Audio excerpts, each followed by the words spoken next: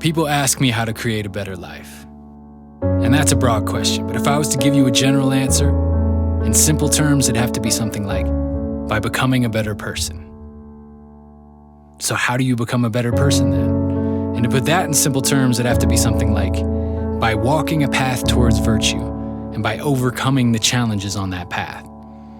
Now, whether we become better people or not doesn't have so much to do with the gifts we were born with or with the special opportunities that our unique life circumstances have to offer.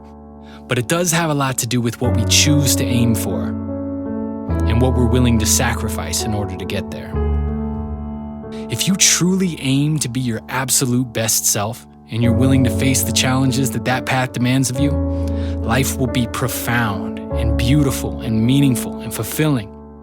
But it can't be all these things and be easy at the same time. That's the catch. To be a virtuous person is to be a person that does the right thing regardless of the consequences. And this is no easy task. Most people are looking for an easy way through life. No one wants to sacrifice their comforts, but therein lies the problem, because comfort is what you must sacrifice for a profound and meaningful life, and there's no real way around that. Challenge is uncomfortable. So naturally, people resist discomfort. But when you resist life's challenges in a very real way, what you're actually resisting is your greater self, literally. Our greater selves, our more powerful, more robust, more virtuous selves are called forth by the challenges in our life that force us to be more than we were in order to face them. Without the challenge of fear, we couldn't develop courage. It's challenging to be courageous. It's challenging to be truly honest. It's challenging to develop wisdom. But by overcoming these challenges, we develop these virtues. And through virtue, we transform ourselves into better people, and we make the world a better place. Now, what's motivating to know about developing virtue through the act of facing challenges is that as you develop virtues like patience and persistence and positive thinking, and you get better at finding your flow and surfing that groove, you can eventually find the sweet spot and start dissolving the resistance that you have to challenge itself. In other words, you start to develop a functional relationship with challenge. And this is when challenge as a whole starts becoming tremendously easier to manage. Now, it doesn't stop being challenging. Challenge won't go away and you wouldn't want it to. But when your resistance to challenge begins to dissolve, you start to become more fully engaged with life. And this is when life truly starts to become exhilarating.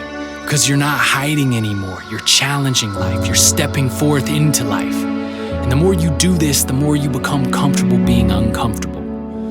And the more you become comfortable being uncomfortable, the more harmonious and flowing this journey of increasing virtue becomes.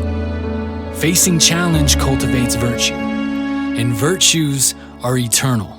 Love, compassion, wisdom, truth, these are eternal forces. And as far as I'm concerned, increasing virtue is really what it's all about, because virtue is what sustains us, both as cultures on this earthly plane and as souls in the spiritual world. And what this means for us is that because the forces of virtue are eternal forces, and thus inherently sustainable by nature, is that the more that we align with virtue, the more eternal we become.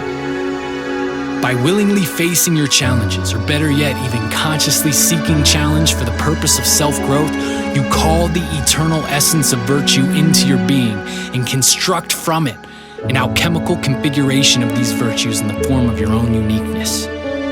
Meaning that through this process, as you construct your consciousness from these sacred virtuous essences, you literally become a novel, autonomous, eternal essence yourself. You become your own unique God self, and thus God is reborn through you.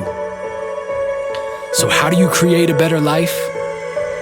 Become a better person. Walk the path of virtue and face the challenges on that path.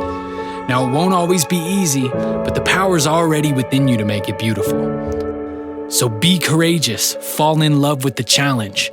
Do something difficult, be triumphant, be something beautiful. Let your hardships be your gift, and give your gift to the world. Let your hardships be your gift, and give your gift to the world.